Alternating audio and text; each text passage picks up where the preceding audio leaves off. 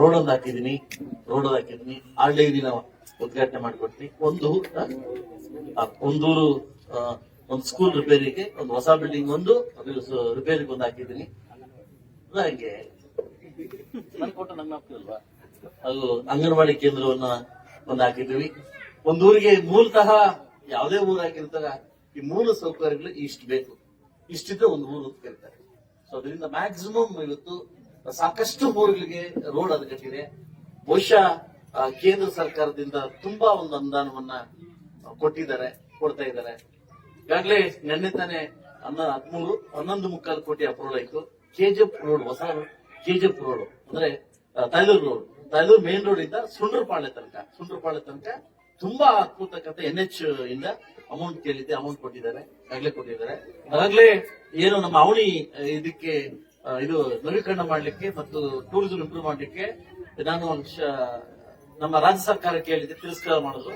ಅದೇ ಲೆಟರ್ನ central government ಗೆ pass ಮಾಡಿದೆ. ಅವರು 8 ಕೋಟಿ ರೂಪಾಯಿನ ಕೊಟ್ರು. ಅದನ್ನ ಇದು ಮಾಡಬೇಕು. ಈಗಾಗಲೇ ಗರುಡ ದೇವಸ್ಥಾನ ಹಾಗೂ ಕುಡುಮಲ ದೇವಸ್ಥಾನ, ಆಂಜನೇಯ ಸ್ವಾಮಿ ದೇವಸ್ಥಾನಕ್ಕೆ ಈಗಾಗಲೇ ಅನುದಾನವನ್ನು ನಾನು ಸೆಂಟ್ರಲ್ ಗವರ್ಮೆಂಟ್ ನ ಕೇಳಿದ್ದೀನಿ. ಖಂಡಿತವಾಗಿ ನಿನ್ನೆ ಮೊನ್ನೆ ಲಾಸ್ಟ್ ವೀಕ್ ಹೋಗಿದ್ದೆ, ಅದನ್ನ ಅಪ್ರೂವಲ್ಗೆ ತಗೊಂಡ್ಬಂದಿದ್ದೀನಿ. ಎಲ್ಲಾ ದೇವಸ್ಥಾನ ಇಂಪ್ರೂವ್ ಮಾಡ್ಲಿಕ್ಕೆ ಅದನ್ನ ನಾನು ಮಾಡಿದ್ದೀನಿ. ಇನ್ನೊಂದು ವಿಶೇಷವಾಗಿ ರೈತರಿಗೆ ಒಂದು ಗಮನಕ್ಕೆ ಬರ್ಬೇಕಂತ ವಿಷಯ ಅಂತಂದ್ರೆ, ನಾನು ಮತ್ತು ವೆಂಕಟೇಶ್ವರ ಸಾಹೇಬರು ಏನ್ ಧರಣಿ ಕೂತಾಗ ತಿರಸ್ಕಾರ ಆಗಿದಾಗ, ಈ ಸರ್ಕಾರವನ್ನ ತಿರಸ್ಕಾರ ಆಗಿದಾಗ ಒಂದು ಬೆಂಬಲ ಬೆಲೆ ಘೋಷಣೆ ಮಾಡಿದ್ವಿ. ಅಂತಂದ್ರೆ 4 ರೂಪಾಯಿ 20 ಪೈಸೆ ಬೆಂಬಲ ಘೋಷಣೆ ಮಾಡೋದು. ಅದರಲ್ಲಿ ಬಂದ್ಬಿಟ್ಟು 2.20 ಪೈಸೆ ಬಂದು ಸ್ಟೇಟ್ ಗವರ್ಮೆಂಟ್, 2.20 ಪೈಸೆ ಬಂದು ಕುಮಾರಸ್ವಾಮಿ ಅವರು ಸೆಂಟ್ರಲ್ ಗವರ್ಮೆಂಟ್ ಇಂದ ಕೊಡಿಸಿದ್ರು.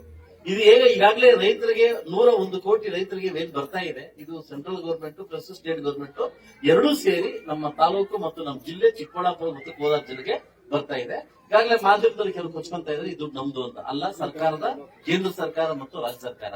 ಇದು ಬಹುಶಃ ಏನಾದ್ರೂ ಮುಳಬಾಗಿಲು ತಾಲೂಕಲ್ಲಿ ಯಥೇಚ್ಛವಾಗಿ ಬರ್ತಾ ಇದೆ ಅಂತಂದ್ರೆ ಕೇಂದ್ರ ಸರ್ಕಾರದಿಂದ ಅನುದಾನವನ್ನ ನಾವು ತಗೊಂಡ್ಬರ್ತಾ ಇದೀವಿ, ಮಾಡ್ತಾ ಇದ್ವಿ. ಈಗಾಗಲೇ ನೀವು ನೋಡಿರ್ಬೋದು, ನಾವು ಕೆಜಿಎಫ್ ರೋಡ್ ಹಾಗೂ ಪುಂಗನೂರು ರೋಡ್ ಕೂಡ NH ಇಂದನೇ ಕೂಡ ನಾನು ಅಮೌಂಟ್ ತಗೊಂಡ್ಬಂದೆ, ಮಾಡ್ತಾ ಇದೀವಿ. ಸೊ ಏನಂತಂದ್ರೆ ಈ ಸಂದರ್ಭದಲ್ಲಿ ಕೇಂದ್ರ ಸರ್ಕಾರದಲ್ಲಿ ಏನೋ ಒಂದು ಗ್ಲಾಸ್ ಅಲ್ಲಿ ನೀರು ಹಾಕಿರೋದೋಸ್ಕರ ನಾವು ಬದುಕಕ್ಕೆ ಸಾಧ್ಯ ಆಗ್ತಾ ಇದೆ. ಇಲ್ಲಿ ತನಕ ನಮ್ಮ ಜಿಗ್ಗಿ ಅವ್ರು ಹೇಳ್ತಾ ಇದ್ರು 50 ಕೋಟಿ ಈಗಾಗಲೇ 50 ಕೋಟಿ ಅಪ್ರೂವಲ್ಗೆ ಹೋಗಿದೆ ಕಾಂಗ್ರೆಸ್ ಅವ್ರದ್ದು. ನಮ್ಗೆ ಇನ್ನೂ ಲೆಟರ್ ಕೂಡ ಬಂದಿಲ್ಲ. ನಮಗೆ ಲೆಟರ್ ಸಹ ಸೌಜನ್ಯಕ್ಕೂ ಲೆಟರ್ ಬಂದಿಲ್ಲ. ಇದು ಕೊಡ್ತೀವಿ ಅಂತ ಹೇಳಿದ್ರೆ ಲೆಟರ್ ಕೂಡ ಬಂದಿಲ್ಲ. ಈಗಾಗಲೇ 10 ಕೋಟಿ ಅನುದಾನವನ್ನ ಏನು ಲಾಸ್ಟ್ ಟೈಮ್ ಕೊಟ್ಟಿದ್ರು, ಫೈನಾನ್ಸ್ ಅಪ್ರೂವ್ ಕೂಡ ಇನ್ನೂ ಬಂದಿಲ್ಲ. ಖಜಾನೆ ದುಡ್ಡು ಖಾಲಿ ಆಗಿದೆ.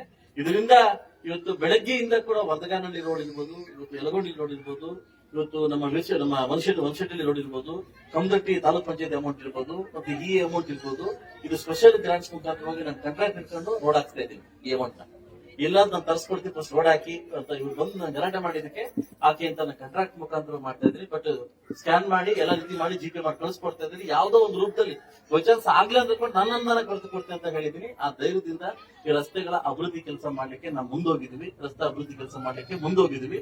ನಾನು ವಿಶೇಷವಾಗಿ ಚಪ್ಪಾಳೆ ಕೊಡೋದಲ್ಲ, ಇನ್ನೊಂದು ಕೊಡ್ಬೇಕಾಗುತ್ತೆ ನಿಮಗೆ. ಏನಂತಂದ್ರೆ, ಬರ್ಬೇಕಾದ್ರೆ ರೋಡ್ ನೋಡಿದೆ, ಇದು ಗಾಡಿ ಬಂದ್ರೆ ಗಾಡಿ ವಾಪಸ್ ಹೋಗಕ್ಕಾಗಲ್ಲ.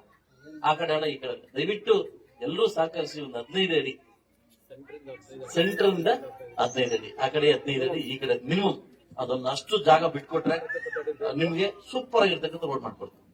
ಹೌದಲ್ಲ? ಸೊ ನಾಗರೆಡ್ಡಿ ಅಂದ್ಬಿಟ್ಟು ರೋಡ್ ಬೇಕು ಬೇಕು ಅಂತಂದ್ರೆ ನನ್ನ ಕೈಲಿ ಆಗಲ್ಲ.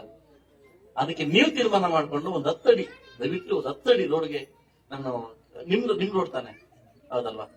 ಗೌರ್ಮೆಂಟ್ ಜಾಬ್ ನಾವು ಹಾಕೊಂತೀವಿ. ಈ ಕಡೆ ಪ್ರೈವೇಟ್ ಇದ್ರೆ 10 ಅಡಿ ಬಿಟ್ಕೊಟ್ರೆ ಈ ಊರಿಗೆ ದೊಡ್ಡ ರಸ್ತೆ ಹಾಕೊಡ್ತೀವಿ. ಈ ತಿಂಗಳಲ್ಲಿ ಮುಗಿಸ್ಕೊಡ್ತೀನಿ, 1 ತಿಂಗಳಲ್ಲಿ ಮುಗಿಸ್ಕೊಡ್ತೀನಿ. ಹೌದಲ್ಲ? ಈ ಚಪ್ಪಾಳೆ ಎಲ್ಲ ನೋಡ್ಕೊಡ್ಬೇಕು, ಜಿಂಕ್ಕೊಡ್ಬೇಕು. ಸೊ ಹಾಗೆ ಮೇಲೇರಿ ಗ್ರಾಮ ಬರೀ ಕಾಂಗ್ರೆಸ್ ಪಕ್ಷ ಅಂತಲ್ಲ, JDS ಪಕ್ಷಕ್ಕೆ ತವ್ರ ಮನೆ ಇದ್ದಂಗೆ. ಸೊ ಅದರಿಂದ ನನಗೇನು ನೀವು ಒಂದು ಊರಿಗೆ ಬಂದು ಕೇಳಿರ್ಲಿಲ್ಲ. ನಿಮ್ ಮದುವೆಗೆ ಸಾವು ಬಿಟ್ರೆ ನಾನು ಏನಕ್ಕೆ ಬರ್ತಾ ಇರ್ಲಿಲ್ಲ. ಒಂದು ಇದಕ್ಕೆ ಬಂದಿದ್ದೆ, ಏನಕ್ಕೆ ಮುಂಗಾರು ಊಟಕ್ಕೆ ಬಂದಿದ್ದೆ, ಅದಕ್ಕೆ ಬಿಟ್ರೆ ಯಾವ್ದಕ್ಕೂ ಬಂದಿರ್ಲಿಲ್ಲ. ಸೊ ಅದಕ್ಕೋಸ್ಕರ ನೀವು ಬಂದು ಕೇಳಿದ್ದಕ್ಕೆ ನಾನೇ ಬಂದು ಸ್ವತಃ ಪೂಜೆ ಮಾಡ್ಬಿಟ್ಟು ಹೋಗ್ತಾ ಇದ್ದೀನಿ. ಖಂಡಿತವಾಗ್ಲೂ ಒಳ್ಳೇದಾಗುತ್ತೆ ಅಂತ ಬಯಸ್ತಾ ಇದ್ದೀನಿ.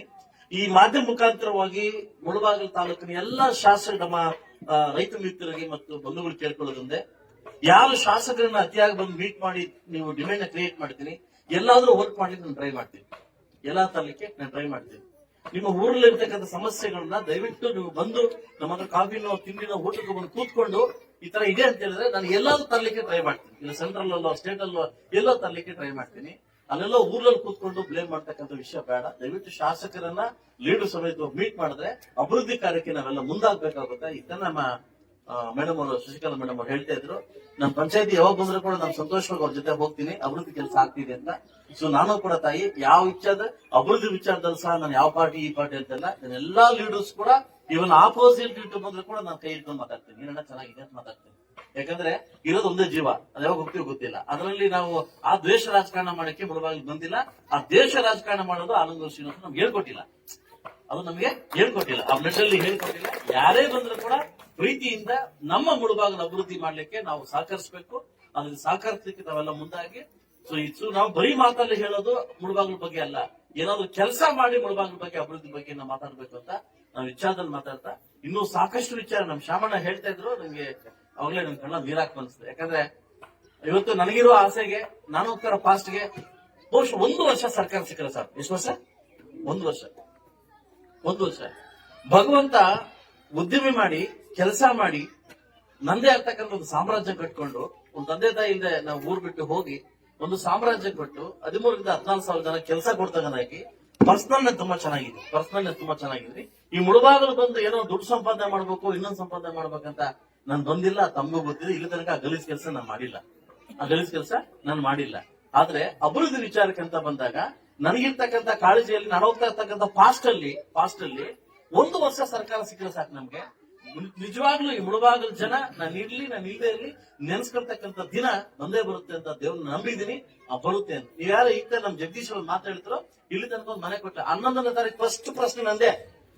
11ನೇ ಸೆಷನ್ ಅಲ್ಲಿ ಫಸ್ಟ್ ಪ್ರಶ್ನೆ ಚರ್ಚೆ ಕರೆದಿದ್ದೀನಿ ನಾನು. ಯಾರನ್ನ ಜಮೀರ್ ಅವ್ರನ್ನ ಚರ್ಚೆಗೆ ಆಫೀಸ್ ಹೋಗಿಲ್ಲ, ನಾನು ಚರ್ಚೆಗೆ ಬಂದು ಕರೆದಿದ್ದೀನಿ. ಯಾಕೆ ನೀವು ಕರ್ನಾಟಕ ರಾಜ್ಯದಲ್ಲಿ ಒಂದು ಮನೆ ಕೊಟ್ಟಿಲ್ಲ? ಯಾವ ಉದ್ದೇಶಕ್ಕೋಸ್ಕರ ಕೊಟ್ಟಿಲ್ಲ? ನೀವು ಮನೆ ಕೊಟ್ಟಿಲ್ಲ. ಈ ಬಡಬಗ್ಗರು ಊರ್ ಕಡೆ ಹೋದಾಗ ಕೇಳೋದು ಒಂದೇ, ಏನ್ ಗೊತ್ತಾ? ನಮಗೆ ಮನೆ ಇಲ್ಲ ಕೇಳ್ತಾರೆ. ಅದಕ್ಕೆ ನಾನು ಚರ್ಚೆಗೆ ಬಂದು ಕರೆದಿದ್ದೀನಿ. ನಾನು ಫಸ್ಟ್ ಚರ್ಚೆ 2:10ಕ್ಕೆ ನನ್ನ ಚರ್ಚೆ ಲೈವ್ ಚರ್ಚೆ ಬರ್ತಿದೆ. ಏನ್ ಕೇಳಿ ವಸತಿ ವಿಚಾರದಲ್ಲಿ ಚರ್ಚೆಗೆ ಹೋಗ್ತಿದ್ದೆ. ಹೌದು, ಪ್ರಜಾಪ್ರಭುತ್ವದ ನಾನು ಶಾಸಕನಾಗಿದ್ದೀನಿ, ಅಡಿಯಲ್ಲಿ ಗೆದ್ದಿದ್ದೀನಿ, ಸಂವಿಧಾನ ಇದು ಮಾಡ್ಕೊಂಡು ನಾನು ಗೆದ್ದಿದ್ದೀನಿ. ನಾನು ಕೇಳೋ ಹಕ್ಕಿದೆ, ನಾನು ಕೇಳ್ತಾ ಇದ್ದೀನಿ. ಆಫೀಸರ್ ಒಳಗಡೆ ಬಂದ್ ಮಾತಾಡೋದು, ಆಫೀಸ್ ಈಚೆ ಬಂದ್ ಮಾತಾಡೋದು, ಕೈ ಇಸ್ಕೋ ಕೆಲಸ ಇಲ್ಲ ಇಲ್ಲಿ. ಯಾಕೆ ನೀವು ಬಜೆಟ್ ಅಲ್ಲಿ ₹1 ಇಟ್ಟಿಲ್ಲ? ನೀವು ಗ್ಯಾರಂಟಿ ಯಾನ್ ಕೇಳಿ ಗ್ಯಾರಂಟಿ ಇಟ್ರು ನೀವು? ನಿಮ್ಮ ತೆವಲ್ಗೋಸ್ಕರ, ನಿಮ್ಮ ಓಟ್ಗೋಸ್ಕರ, ನೀವು ಗೆಲ್ಲಕ್ಕೋಸ್ಕರ ನಮ್ಮ ಟ್ಯಾಕ್ಸ್ ನ, ನಮ್ಮ ರೋಡ್ ಜನನ್ನ, ನಮ್ಮನ್ನ ಅನಾಥರಾಗಿ ಮಾಡಿ ಇವತ್ತು ನೀವು ಬದುಕ್ತಾ ಇದ್ದೀರಿ. ನೀವು ಯಾರ್ದೋ ಶೋಕಿಗೆ ಯಾರ್ದೋ ಬದುಕಿನ ಪರಿಸ್ಥಿತಿ ಬಂದಿದೆ. ರೈತ ಕೇಳಿದ ಗ್ಯಾರಂಟಿ ಕೊಡಂತ, ಮಹಿಳೆ ಕೇಳಿದ ಗ್ಯಾರಂಟಿ ಕೊಡಂತ, ಮಹಿಳೆ ದಿಕ್ಕಿಲ್ವಾ? ನಿಮ್ ದುಡ್ಡೆಲ್ಲ ಫ್ರೀ ಆಗ್ಬೇಕಿತ್ತ? ನಾವು ಇವ್ರು ಕೂಡ ದುಡ್ಡಿಂದ ಫ್ರೀ ಆಗ್ಬೇಕಿತ್ತ? ಇವತ್ತು ಯಾವ ಮಟ್ಟಕ್ಕೆ ಹೋಗಿದೆ? ಖಜಾನೆ ದುಡ್ಡಿಲ್ಲ. ನೆಕ್ಸ್ಟ್ 3-4 ತಿಂಗಳಲ್ಲಿ ಸ್ಯಾಲರಿ ಕೂಡ ದುಡ್ಡಿನ ಮಟ್ಟಕ್ಕೆ ಹೋಗ್ತಾ ಇದೀವಿ. ಇವತ್ತು ನಮ್ಮ ನೋವೋದೈತೆ. ನೀವೇನ ಹೇಳ್ತೀವಿ, ಶಾಸಕರಾಗಿದ್ದೀವಿ, ಒಂದೊಂದ್ ಟೈಮ್ ಬರ್ಲಿಕ್ಕೆ ಭಯ ಆಗುತ್ತೆ ನಮ್ಗೆ. ಏನಲ್ಲ ಎಷ್ಟು ಸರಿ ಕೇಳ್ದಾವಿಲ್ಲ ಅಂತೇಳಿ ಪ್ರತಿಯೊಬ್ಬ ಮುನಿಸಿಪಲ್ ಲೆಟರ್ ಕೊಟ್ಟಿದ್ದೀವಿ. ದುಡ್ಡಿಲ್ಲ. ಇವತ್ತು ನಿಮ್ಗೆ ನಾಚಿಕೆ ಆಗ್ಬೇಕು, ನಿಮ್ ಸರ್ಕಾರಕ್ಕೆ ನಾಚಿಕೆ ಆಗ್ಬೇಕು. 42,300 ಕೋಟಿ ಇವತ್ತು SC/ST ಅಂತ ಕೊಟ್ಟರು. ನೀವು SCP TSP ಕೊಟ್ಟಿದ್ದೀರಿ, ಸಮಾಜ ಕಲ್ಯಾಣಕ್ಕೆ ಕೊಟ್ಟಿದ್ದೀರಿ. 11,600 ಕೋಟಿ ನನ್ನ ಮನೆ ಡ್ರಾ ಮಾಡಿದ್ದೀರಿ.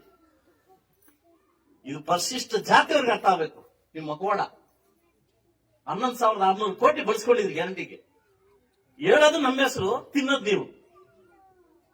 ಇದು ಸರ್ಕಾರಕ್ಕೆ ನಿಜವಾಗ್ಲೂ ಹೇಳ್ತೀನಿ ಕೇಳಿ, ಇದು ಯಾವಾಗ ತಟ್ಟುತ್ತೆ ನಮ್ ಗೋಳು ಅಂತ ಹೇಳಕ್ಕಾಗಲ್ಲ. ನಮ್ಮ ಶಾಸಕರ ಗೋಳು ಯಾವಾಗ ತಟ್ಟುತ್ತೆ ಅಂತ ಹೇಳಕ್ಕಾಗಲ್ಲ. ಅಷ್ಟು ನೋವಿಂದ ನಾವು ಬದುಕ್ತಾ ಇದೀವಿ. ಯಾಕೆ ನಮ್ಮ ನೋವು ಇನ್ನೂ ಅರ್ಥ ಮಾಡ್ಕೊತ್ತೆ?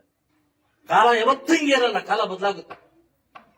ಕಾಲ ಎಲ್ಲರಿಗೂ ಉತ್ತರ ಕೊಡುತ್ತೆ, ನನಗೂ ನಿನಗೂ ಎಲ್ಲ ಕಾಲ ಉತ್ತರ ಕೊಡುತ್ತೆ. ಸೊ ದಯವಿಟ್ಟು ಯಾಕೆ ಅಂದ್ರೆ ಜನ ಅರ್ಥ ಮಾಡ್ಕೊಳ್ಳಿ ಅಂತ ನಾನು ನೋವನ್ನ ಹೇಳ್ತಾ ಇದ್ದೀನಿ.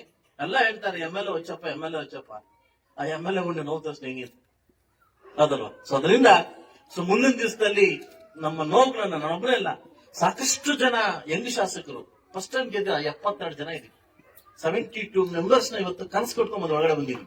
ನಾನಲ್ಲ, ಕಾಂಗ್ರೆಸ್ನವ್ರು ಕೂಡ ಶಾಪ ಆಗ್ತಾವೆ. ನಮ್ಗೆ ಯಾಕೆ ಬೇಕಿತ್ತಿದ್ದು ಅಂತ. ಇವತ್ತು ಕೆಲವು ಶಾಸಕರು ಹೇಳ್ತಾರೆ, ನನ್ನ ಸ್ನೇಹಿತರ ಶಾಸಕರು ಹೇಳ್ತಾರೆ, ಎಲೆಕ್ಷನ್ ಮಾಡ್ತಾ ಖರ್ಚಲ್ಲಿ ಇನ್ನೂ ಬಡ್ಡಿ ಕಟ್ಟಕ್ ಆಗ್ತಲ್ಲ ಪರಿಸ್ಥಿತಿ. ಆ ಮಟ್ಟಕ್ಕಿದ್ದಾರೆ. ಅದೇ ನಿಮ್ಗೆ. ಸೊ ಇದು ನಮ್ಮ ನೋವು. ಯಾಕೆ ಹೇಳ್ತೀವಿ ಅಂದ್ರೆ, ಅಲ್ಲೋ ಇಲ್ಲೋ ತಾಲೂಕ್ ಪಂಚಾಯತಿನೋ ಅಥವಾ ಜಿಲ್ಲಾ ಪಂಚಾಯತಿನ ಆ ಬೋರ್ಡ್ ಅಲ್ಲಿ ಈ ಬೋರ್ಡ್ ಅಲ್ಲಿ ಕೂತು ರೋಡ್ ಕಿತ್ತು ಇಂದ ಮಹಾನ್ ಬಾರ್ ಕಾಂಟ್ರಾಕ್ಟ್ ಇಟ್ಕೊಂಡು ಮಾಡೋ ಅಂತ ಕೆಲಸ ಮಾಡಿಸ್ತಾ ಇದೀವಿ. ಅವ್ರೇನೋ ನಂಬ್ತಾವ್ರೆ ಆಗ್ತಾ ಇದೆ. ಆಯ್ತಲ್ಲ, ನನ್ನ ಕೈ ಮುಗಿದು ನಿಮ್ಗೆ ಕೇಳ್ತಾ ಇದ್ದೀನಿ ಸರ್ಕಾರಕ್ಕೆ, ಇನ್ನಾದ್ರೂ ಗಮನ ಕೊಡಿ.